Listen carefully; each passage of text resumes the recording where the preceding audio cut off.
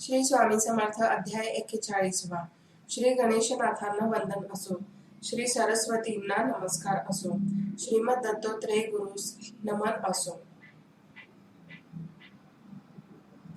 शिष्य आपल्या श्री गुरूंना विनवितात, महाराज, स्वरूप लक्षण आणि तटस्थ लक्षण म्हणजे काय, हे काय दासाला समजावून सांगावे.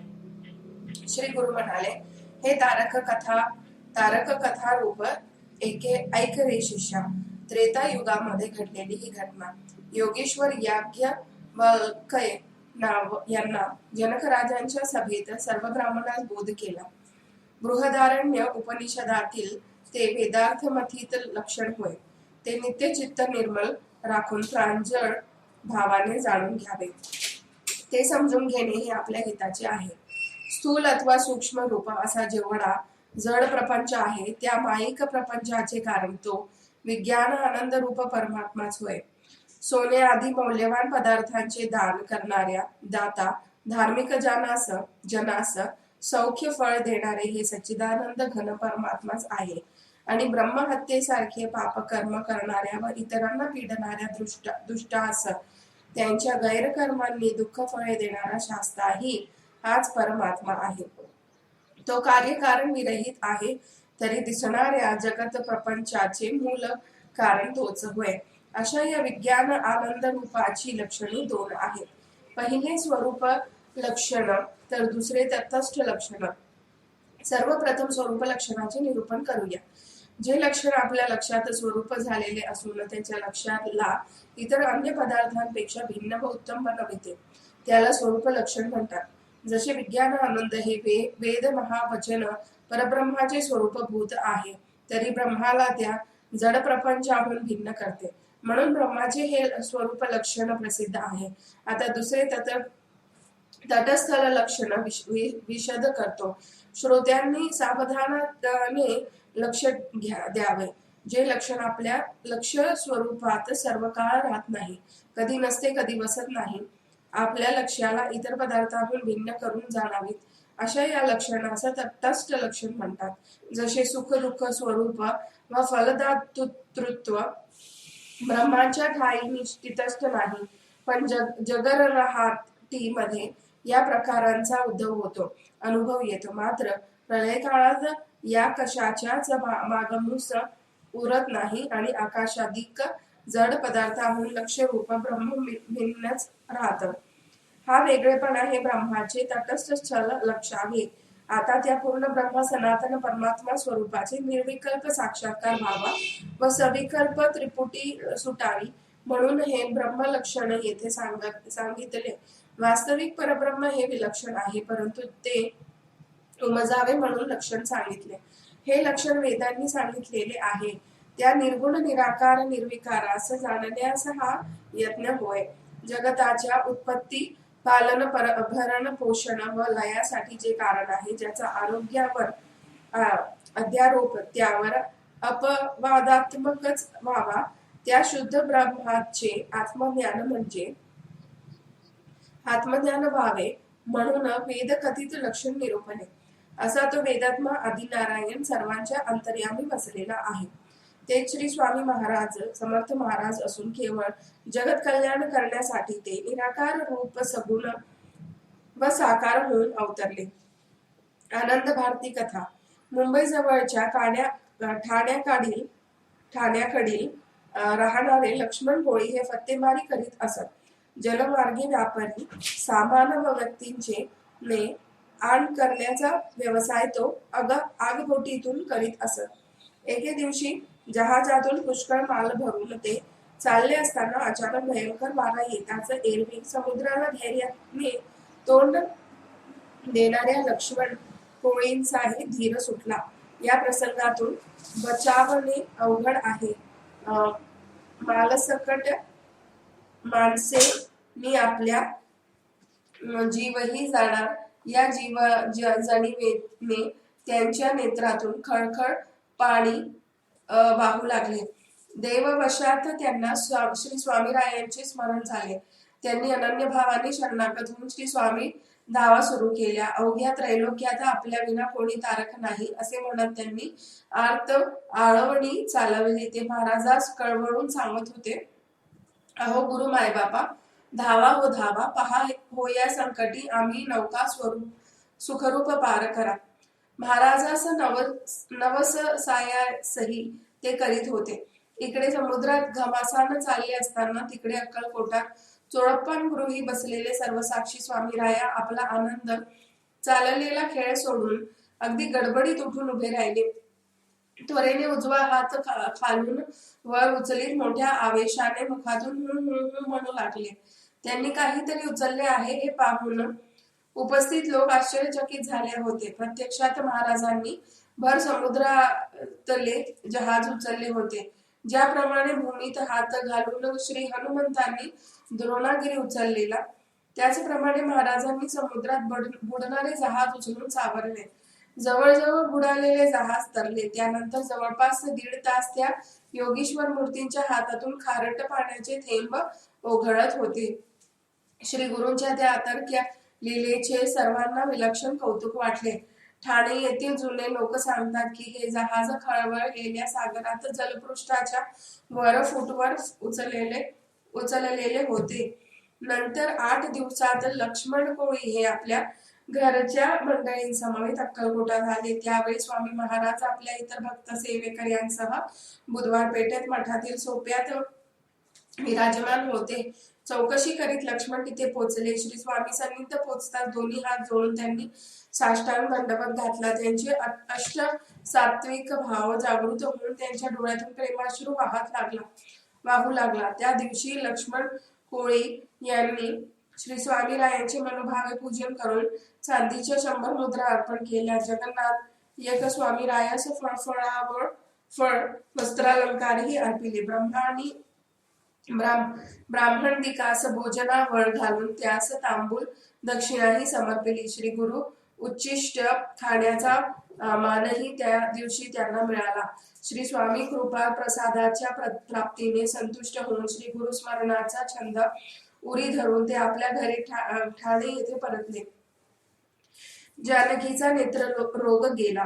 पुणे येथे राहणारे एक ब्राह्मण स्त्री जानकी नेवरकर यांनी नेत्ररोगामुळे दृष्टी गमावली होती. पुष्कळ उपायानंतरही तीळमात्र गुण न आल्याने त्या समर्थ कीर्ती ऐकून अक्कलकोटास दाखल झाल्या. जानकीबाईंची हालत पाहताच विश्वंभर दयाघन श्रीमूर्ती कळवळली. हत्तीचे मूत्र डोळ्याला लावले अशी समर्थवाणी झाली. केवळ 3 दिवस लोचनी गजमूत्र घालताच त्यांना सत्वर स्वच्छपणे दिसू लागले. श्री स्वामीरायांचे भक्तिभावाने सेवन करून त्या आपल्या घरी पुणे येथे परतल्या. भक्तवत्सल श्री स्वामी समर्थ महाराजांच्या निस्सीमपणे सेवा करीत राहिल्या. अक्कलकोट अवतारिक यतीनायक हे ईश सेवा करणाऱ्या समस्त ऋषीमुनी योगीराजांना परमगतीस नेतात. त्या काळातही श्री स्वामी महाराजांची सेवा करणारे नर नारी जण शेकडो हजारो मैलांपर्यंत पोचले होते. मारवाड देशातला सेवाधारी मारवाडी प्रांतातील एक साधक अक्कलकोटमध्ये 3 वर्षे स्वामी सेवेत राहिला. निष्काम भावनेने तो सेवा करीत होता. त्याने आपल्या घरी परतावे म्हणून त्याच्या घरच्या मंडळींनी पत्र येत होते. पुढे काही दिवसांनी त्याचे वडील व काका पदयात्रा करीत अक्कलकोटात दाखल झाले. श्री समर्थ चरणी शरण आले. आपल्या प्रांतातून आणलेल्या फळाधिक वस्तू त्यांनी स्वामीपदांसमोर अर्पण केल्या. नंतर चोळप्पाधिक सर्व सेवेकऱ्यांपुढे त्या दोघांनी विनंती केली की योगीश्वरांना आपण विनंती करावी. आमच्या मुलास मारवाड प्रांती चालण्याची आज्ञा करण्यास सांगावे. त्यासाठी स्वामीरायांनी चोळप्पांनी विनवले व परिस्थिती विदित केली. सर्वज्ञ स्वामीराया सर्वत्र जाणणारा साधकाच्या प्रत्यक्ष सेवेचा योग संताप आलेला. श्री स्वामी आज्ञा झाली. आपल्या प्रांती जावे, गृहधर्माचे पालन करून येत असावे. मग मारवाडी आपल्या सामान घेऊन मारवाड प्रांत रवाना होण्यासाठी सज्ज झाला. महाराज मारवाड्यात बसले होते. श्री स्वामी आज्ञा मागण्यासाठी ते मारवाडी साधक तिथे गेले. तेव्हाही महाराजांनी स्वदेशी जाण्याची आज्ञा केली. तेव्हा त्या साधक जीवास फारच खंत वाटली. श्री गुरु पद कमल वियोग होऊ नये असे त्यांना मनोमन वाटत होते. त्यांनी कळवळून श्री स्वामींपाशी मनगणनी केली. मला काही प्रसाद प्राप्त व्हावा असे तो म्हणतच महाराज उद्गारले, प्रसाद देण्या घेण्याचा येथे व्यापार चालत नाही. पाहिजे असल्यास त्या हाडकांच्या राशीतून पाहिजे तितक्या अस्थी उचला. हे ऐकताच मारवाडी लाजला, परंतु श्री स्वामी आज्ञा पाळलीच पाहिजे म्हणून त्या अस्थि राशीतून 4 हाड उचलून गाठोड्यात लपविले. नंतर श्री चरणी वंदिले. चोळप्पांचाही नमस्कार करून ते निघाले. मारवाड प्रांती घराजवळ गेल्यावर अस्थि घरात ठेवू नये अशा प्रकारचे संभाषण म्हणून त्यांनी हाडे बाहेर ठेवण्याचा विचार केला. तसे करत त्या असताना त्यांच्या लक्षात आले की वेष्टनात गुंडाळून ठेवताना अस्थींचे विशेष वजन वाटले नव्हते, मात्र आता त्या बैरापैकी जड वाटत होत्या. असे काय नवल आहे म्हणून औत्सुक्याने उघडून पाहता त्या पितवर्णी 52 कशी सोन्याच्या बदलण्यात आढळले. चकित होऊन त्यांनी पिता व काकास हाका मारल्या. त्यांनीही हा चमत्कार कृत्य दाखविला. मग त्या सोन्यासहित घरात दिमाखात प्रवेशला. लवकरच फार मोठे घरही त्यांनी बांधून घेतले. विवाह केला. सोन्यासारखा संसार सुरू झाला. श्री स्वामी कृपा झाल्या. त्याला व्यापारही फार मोठा यश लाभले. पुढे 2 वर्षांनी तो स्वामी दर्शनार्थ अक्कलकोटात दाखल झाला. त्यावेळी त्या अस्थीतील 5 तोळे सोने स्वामीचरणी त्यांनी अर्पण केले. महाराजांनी ते भक्त चोळप्पांना दिले. समर्थ करणी मागचे कारण त्यांचे तेच जाणो. मनुष्यच काय, देवसही ते अगम्य अतर्क्य आहे. देवांचेही देव असे श्री स्वामी महाराज त्यांच्या समोर त्या मारवाडी सेवकाने आपल्या नरजन्माचे सार्थक व्हावे अशी विनम्र भावना विनवणी केली. तेव्हा श्री गुरुनाथांनी त्यांचे मन भरले अशा शब्दात प्रबोधन करून त्यास आपल्या प्रांती जाण्यास अनुमती दिली. त्या स्वामी सेवकाने पुढे भजन पूजन आदी मार्गाने आपली सेवा अहर्निश चालू ठेवली. गंगनाथ महादेव जवळ ब्रह्मानंद ब्रह्मचारी बुवा बडोद्याहून 30 कोसावर असलेल्या चांदोद करनाळी क्षेत्री नर्मदा ओर संगमस्थान आहे. येथे नर्मदा तीरी गंगानाथ महादेव प्रतिष्ठापित आहे. त्या स्थानावर ब्रह्मानंद नामे ब्रह्मचारी बुवा राहत होते. बऱ्याच वर्षांपासून ते सेतबंध रामेश्वर यात्रेस गेले होते. त्यावेळी अक्कलकोटी येऊन त्यांनी स्वामी दर्शन घेतले. तेवढ्या अल्प कालावधीत त्यांनी महाराजास अनेक लीला अवलोकिल्या. द्विजोत्तमा व्यर्थका भोगीशी अपदा.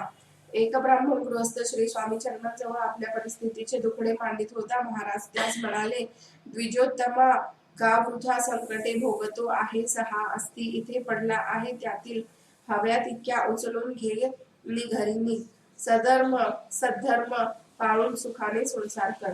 हे प्रभू वाक्य श्रवण करताच ब्राह्मण विचारत पडला, अस्थींना मी स्पर्श करू, परंतु प्रभू आज्ञेचे उल्लंघन करणे हे महापातक आहे. धर्मशास्त्र काय म्हणते यापेक्षा सारासार विवेक करता श्री गुरु आज्ञा पाळणे हे योग्य होय. असा रास्त विचार करून त्यांनी धिटाईने काही अस्थी वस्त्रात बांधून घेतल्या. देण्याआधी एका बाजूस नेऊन ठेवून दिल्या, परंतु ते अस्थी सहितचे वस्त्र अचानक जड वाटू लागले. म्हणून औत्सुक्य वाटल्याने त्यांनी ते उघडून पाहिले तर काय, आतमध्ये हाडांच्या आकारा एवढ्या 52 कशी सोन्याच्या लगडी झालेल्या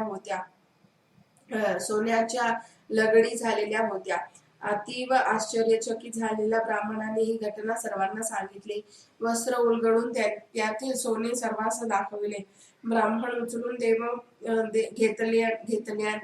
घेतल्या हाडांचे नुसत्या दृष्टी अवलोकनाने स्वामींनी सोने केले.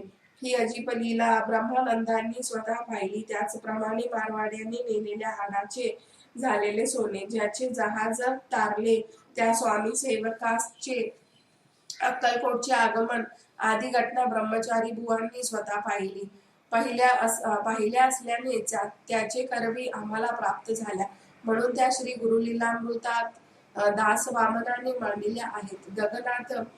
गंगनाथ महादेव जवळ ब्रह्मानंद स्वामींची भेट झाली. तेव्हा त्यांनी श्री स्वामी लीलांचे भरभरून वर्णन केले. स्वतः ब्रह्मानंद हे परमार्थ ज्ञानाच्या प्रत्यक्षानुभव विभूतीचा मनोदय धरून श्री स्वामी चरणी दाखल झाले होते.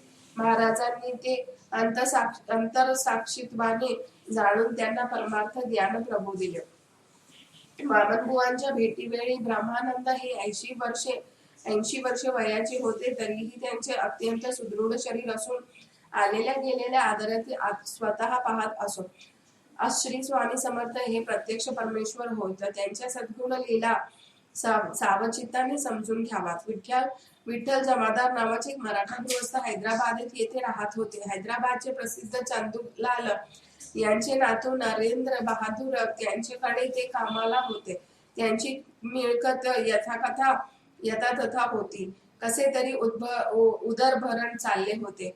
प्रपंच क्लेश अनिवार्य झाल्याने दुस्सह जगणे चालले होते. म्हणून त्याने एका शुद्धात्मा साधू पुरुषाला आपल्या कर्मदोषाबद्दल विचारले. त्यांनी सांगितले, अक्कलकोट येथे एक उत्तम पुरुष अवतरले असून त्यांच्या केवळ दर्शनाने विचित्र प्रारब्ध दशा विलय पावून उत्तम कल्याण दशेस आरंभ होईल. हे ऐकताच जमादार मोठ्या आशेने अक्कलकोटास धावले. अत्यंत प्रेमभराने परमात्मा सदाशिव मूर्ती समोर श्रीफळ अर्पण केले. तेव्हा त्यांचे शुद्ध अंतःकरण जाणून ते सत्यनारायण स्वामी मूर्ती उद्गारली, तुला किती धन पाहिजे ते घेऊन काय करशील? अत्यंत शरणागत भावाने लीन होत ते म्हणाले, महाराज, मायबाप कृपा करून जितके द्याल त्याचा चिरकाल यथायोग दानधर्म करील. नंतर त्यांनी मनोभावे योगीश्वरांचे पूजन करून यथाशक्ती ब्राह्मण भोजनही घातले. श्री स्वामींचे आशीर्वचन प्राप्त करते ते हैदराबादेस परतले. आपले मालक नरेंद्र बहादूर यांना प्रसाद देताना त्यांनी श्री स्वामी गुरूंचे आशीर्वचनही ऐकवले. त्याच वेळी नरेंद्र बहादूरास जमादारांची वर्तणूक खूपच भावली. त्यांनी काही महत्वाची कामे जमादार यांकडे सोपविली. जमादारांनी ती प्रामाणिकपणे तडीसर नेली. श्री स्वामी कृपा होऊन यथानीती वागून लक्षावधी द्रव्य मिळविले. श्री स्वामींसमोर कबूल केल्याप्रमाणे त्यांनी दानधर्म चालविला. प्रतिवर्षी 1-2दा तरी ते प्रज्ञापुरीत येत. श्रींचे यथासांग पूजन करून उत्तम आरत्या ब्राह्मण भोजन संतर्पण करीत. परिणामस्वरूप श्री स्वामी कृपेचे अधिकाधिक वर्षाव होऊन त्यास जहागीर व सरकारी वेतन प्राप्त झाले. वंशपरंपरागत स्थैर्य राहिले अशी योजना दैवयोग निश्चित झाली. जमादार हे आता विठ्ठलराव जमादार नामे प्रसिद्ध झाले. श्री काशी, प्रयाग, गया आदी महायात्रा सहकुटुंब करून आले. जमादारांना 5-6 स्त्रिया होत्या. त्यास पुत्र संतानही लाभले. श्री स्वामी आज्ञेनुसार वर्तणूक केल्याने ते सर्वसुखी बनले. श्री गुरु परमात्मा कधी उच्च नीच भाव राखत नाही. भोळ्या भक्त भाविकांसाठी ते सदैव उदार व दयाशील असतात. अनेक अनुष्ठान कर्मे, व्रत, जप, याग, तीर्थाटन जन्मभर केले तरी देव भेटले नाही असे नाही, परंतु शुद्ध भोळ्या भाविक भक्तास तो प्रत्यक्ष भेटून त्याचा जीव चरितार्थ चालवितो. मुख्यत्वे अंतःकरण शुद्धता हवी, त्याने सर्व साधते. जमादाराची भक्ती अशा प्रकारची होती. त्यांनी आखून दिलेल्या मार्गानुसार त्यांच्या पश्चात चिरंजीवही मार्गक्रमण करून देवभक्ती रंगले. श्री स्वामीरायांच्या भक्त सेवकांमध्ये विठ्ठल जमादार हे मोठे उदार सधर्मी म्हणून विख्यात झाले. संकेश्वर पीठाधीश श्री शंकराचार्य शरणागत. संकेश्वर मठस्थ श्रीमद शंकराचार्य ठिकठिकाणी संचार करीत एकदा अक्कलकोटात दाखल झाले. श्रीमंत मालोजी राजे आणि दाजीबा भोसले यांनी मोठ्या कुशलतेने महाराजास आदरातिथ्य राखले होते. उत्कृष्ट सिंहासनी विराजमान करून श्री शंकराचार्य पूजन करण्यात आले. नंतर ब्राह्मण भोजनाचे बेत होता. त्या पंक्तीत वैदिक पंडित, ब्राह्मण, ज्योतिष, वैद्य आदी बसलेले होते. काही उच्च विद्वज्ज मंडळींचा अहंभाव वाढत गेला. नेमक्या त्याच वेळी श्री स्वामी महाराज हे चोळप्पां समवेत समारंभ पहावयास गेले. त्यावेळी कोणालाही स्वामीरायांचे स्वागत करण्याचे भान राहिले नाही. मात्र एक वृद्ध ब्राह्मणाचे त्यांच्यावर लक्ष गेले. त्याने प्रसंगावधान राखत महाराजास पाटावर बसविले. तेव्हा काही ब्राह्मण आपसात कुजबुजले, हे यती कुणाही कडे अन्न घेतात, यांना ब्राह्मण पंक्तीत न बसवता इतर बसवावे. अशा प्रकारे भ्रमाने मदोन्मत झालेले ते द्विज थोड्याच वेळात संकल्प सुटण्याची वेळ पाहून आपल्यावर पत्रावर बसले. शंकराचार्यही आपल्या अतिथीस्थाने आनंदित होत ते बसले असताना अचानक त्यांची नजर श्री स्वामीनारायणकडे वळली. ती मनोहर सुंदर मूर्ती, तिची दिव्य प्रभा आसपास पसरल्याचा अनुभव येत होता. ते अत्यंत तेजस्वी रूप जाणून प्रत्यक्ष भगवान शिवच अवतारले होते. या दर्शनाने आश्चर्य विस्मित झाले. पुढच्याच क्षणी त्यांची नजर आपल्या पुढे मांडलेल्या पात्रावर पडली. मात्र पाहता ते काय, खरे तर सोन्या चांदीच्या पात्रात रसभरीत पक्वाने वाढण्यात आली असताना जगद्गुरूंना ताटात कृमिकीटक दिसू लागले. ते चकित झाले. त्यांनी ब्रह्मसमुदायात उपस्थित चार दोन वृद्ध द्विजवरास विचारले की असे विपरीत कृत्य घडण्यामागे काय कारण असावे, याचे योग्य ते निवेदन कोणी करेल काय. तेव्हा ते सावधचित्त वृद्ध ब्राह्मणांनी स्पष्ट मत मांडले की या समुदायात योगीश्वराधीश पूर्णावतार प्रत्यक्ष दत्तात्रय स्वामी उपस्थित असताना त्यांचे सन्मानपूर्वक पूजन होण्याचे सोडा त्यांच्याविषयी अनादर व्यक्त करण्यात आला आहे. ऐकताच जगद्गुरु विस्मित झाले. काही अज्ञानी गर्भिष्ठ ब्राह्मणांनी श्रींची महान योग्यता न जाणता त्यांचा अवमान केला. हे बरे झाले नाही असा सारासार विचार करून स्वतः शंकराचार्य आपले आसन सोडून उठले. श्री स्वामी सन्मुख उभे राहून त्यांनी विनम्रपणे प्रार्थना केली. महाराज, वास्तविक आपणच जगद्गुरु आहात हे निश्चयात्मक मान्य करतो. आम्हा केवळ व्यावहारिक अधिकाराने गोंधळून गेलो आहोत. ज्यांनी अपराध केला त्यास आपण क्षमा करावी. आता आपण सिंहासनी विराजित व्हावे. जगद्गुरूंचे क्षमायापन श्रींनी ऐकून घेतले. मदोन्मत द्विजांच्या मूर्ख वर्तनाचा धिक्कार करीत महाराज म्हणाले, आम्ही जरी भ्रष्ट यती आहोत तरी आपल्या बरोबरच 3 शास्त्रांची उत्पत्ती कशापासून झाली आहे हो? महम्मद यवनापासून ते जन्मास आले आहेत. हवे तर यांची कथा यांचे मातेस विचारावी. आपण जगद्गुरु धर्मसंस्थापक पदावर आरूढ आहात, मग असले दुष्ट लोक पंक्तीस कसे बसविता? मस्तकावरचे केस काढून टाकले म्हणजे संन्यासी होतो काय? चांडाळ दुष्टांनी शास्त्र पडले मग ते जातीभ्रष्ट ठरत नाही का? वेद पठन करणारा अधर्माने वागू लागला तर तो पापिष्ट ठरत नाही का?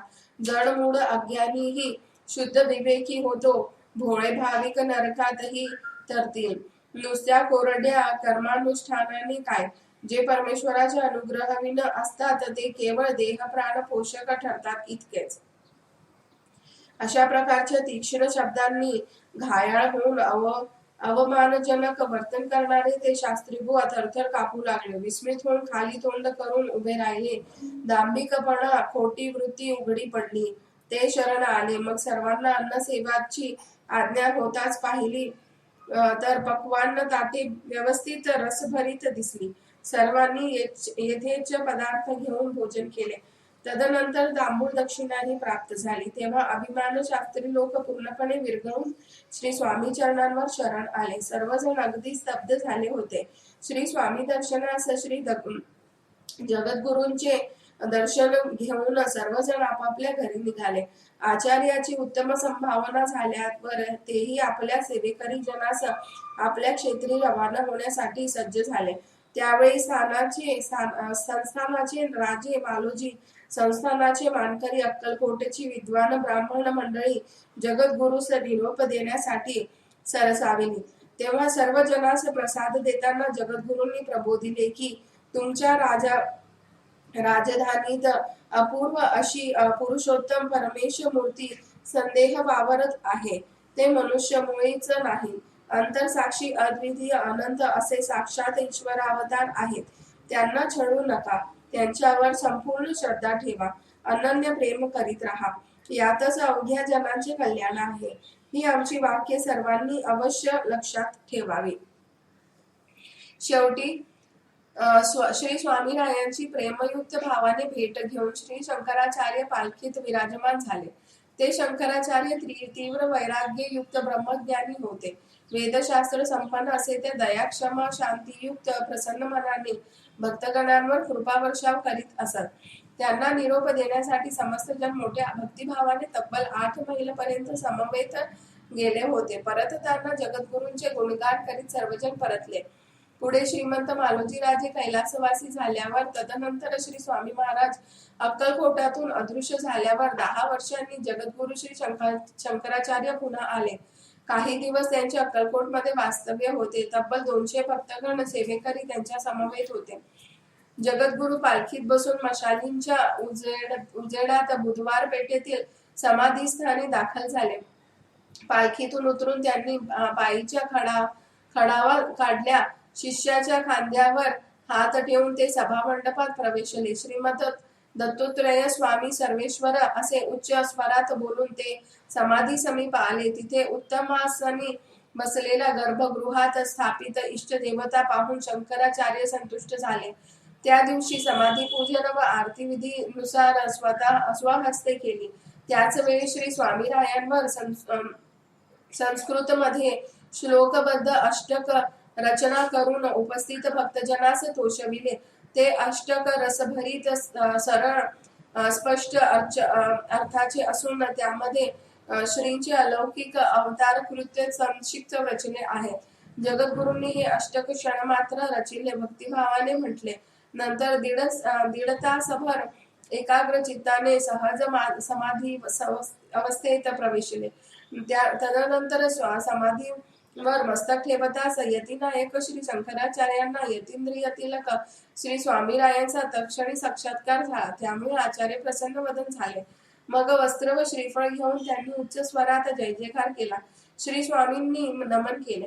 त्यानंतर आनंदभरात ते सभामंडपात दाखल झाले. तेव्हा सर्व उपस्थितांस म्हणाले, आचार्य पदावर स्थित असणाऱ्या कधी अन्य यतींच्या दर्शनास जाऊ नये. परंतु हे स्वामी परमात्मा ऋषिकेशी श्रीमद परमहंस असून त्यांच्या परमार्थिक सत्तेचा विचार करता ते व्यापक स्वरूपात सर्वत्र विद्यमान आहेत. भक्तजन मानसी त्यांचा वास आहे. म्हणून या परमपुरुषाचे स्थान समाधी स्थान अवश्य वंदिले पाहिजे. या प्रकारच्या सदुपदेशाने त्यांनी सर्व जनास संतोषिले. मग सन्मानपूर्वक स्वस्थानी विराजमान झाले. पुढे पूजा आदी संभावना झाल्यावर ते दुसऱ्या दिवशी ग्रामी निघाले. तेव्हा समवेत हजारो भाविकजन जमा झाले होते. हे शंकराचार्य शांत परम थोर होते. गुरुतत्वाचा पदाचा त्यांचा सत्ताधिकार योग असून नाना प्रकारे तो शोभून दिसे. जगद्गुरु आद्य शंकराचार्यांचे ते थोर परंपरातील ते आचार्य होते. त्यांची परमार्थ पार दृष्टी निरंतर होती. अवतारी पुरुष म्हणून ते सर्वत्र पूज्य होते. तरीही थोरपणा न दाखवता ते परोपकाराने वागत. निर्लोभपण निस्पृह तत्व त्यांच्या ठायी होते. त्यांनी सांगितल्या वेदप्राणिक धर्म मार्गाने लोक नित्य वर्तन करतील त्यास श्री गुरु परमेश्वराचा अनुग्रह प्राप्त होऊन ते उत्तम गती जातील. चिमा समर्थ कृपेत तरली. चिमा नावाची एक विधवा ब्राह्मण स्त्री अक्कलकोटमध्ये श्री स्वामी सेवेसाठी येऊन राहिली होती. योगींद्र स्वामी देवाचे पूजन भजन करून भिक्षा मागून ती उदरनिर्वाह करीत असे. विश्वंभर बुवा बळवंतराव सेवेकरी यांच्या समवेत ती वसत असत. एकदा अक्कलकोट बाहेरील श्री स्वामी रामचंद्राचे देवालयासमोरच्या विहिरीत जवळ यतिराज मूर्ती खेळत बसली होती. आसपास चिमा होतीच. अकस्मात महाराजांनी तिच्या तांब्यात उचलून तुडुंब भरलेला वापीत फेकून दिला. गडबडलेली चिमा महाराज विनवू लागले, अहो दत्तावधूत, माझ्याकडे पाणी पिण्यासाठी अन्य भांडे नाहीत. आता मी काय करू? समर्थ बदले, वापीत उडी टाक, मी तातडीने तुझ्या तांबूळ काढून घे. तेव्हा प्रत्यक्षात पोहता येत नसतानाही केवळ समर्थाज्ञा उल्लंघू नये म्हणून पळभराचाही विचार न करता चिमेने थेट वापीत उडी टाकली. तिला पोहता येत नसल्याने ती पाण्याच्या आत बाहेर गटांगळा खाऊ लागली. तरी मुखातून स्वामीनाम होते. शेवटी एकदाची ती खाली गेली, ती गेली जवळ येईना. तेव्हा काही लोक धावपळ करून वापीत उतरायची तयारी करू लागले. त्यास योगीश्वरांनी थांबविले. म्हणाले, ती मरणार नाही, तिला काय झाले आहे? रंडा कायम चेष्टा करते. हे ऐकल्यावर लोक थबकले. वापीत डोकावून पाहू लागले. ती दिसेना. नंतर बऱ्याच वेळाने चिमा पाण्यावर तरंगली. ती मध्येच धाय धाय रडत होती. आपले आपण प्रयत्न करून तरली, जगली. प्रयत्नवश काठावर चढली. तब्बल 1 मुहूर्तपर्यंत भागवत महापुराणात दिलेल्या कालमापानुसार मुहूर्त म्हणजे 48 मिनिटे ती पाण्यात बुडली होती, पण समर्थ कृपांनी वाचली. श्री नारायण समीप असता त्यांचे संरक्षण मिळाले तर प्राण कसा जाईल. दर्याद मूर्ती श्री स्वामी महाराज. राजवाड्यासमोरील भांडारखान्यात ती श्री दत्तात्रेय धूत मूर्ती विराजमान होती. येथेच श्री दत्तात्रेयांचे मंदिर आहे. समोरच मधुर जलाने भरलेले कूप आहे.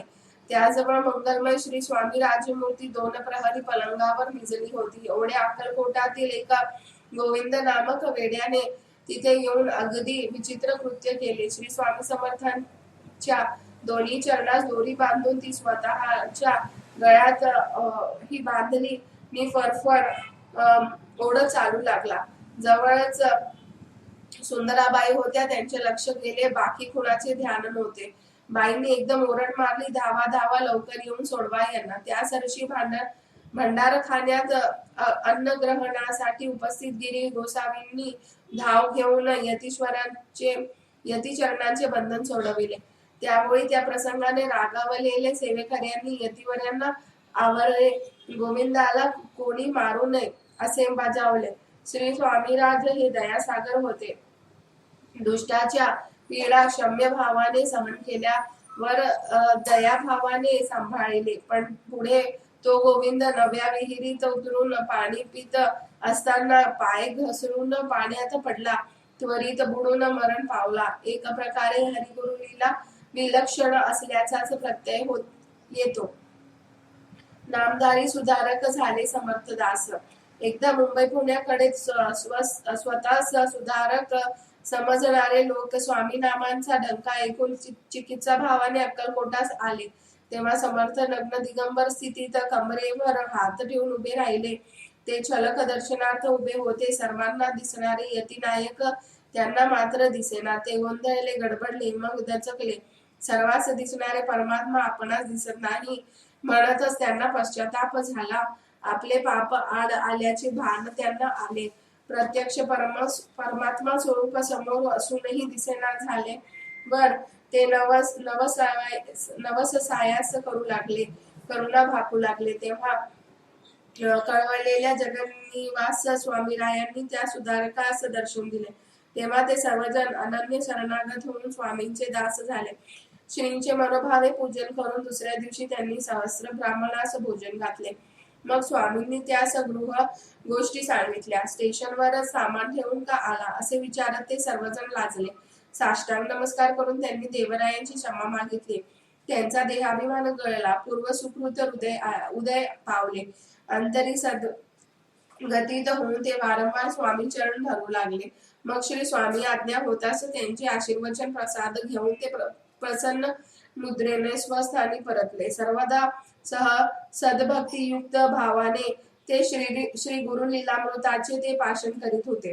पुढच्या अध्यायीचे रसाळ कथन सावधान व एकाग्र चित्ताने श्रवण पठण करावे व परमार्थ लाभ साधावा.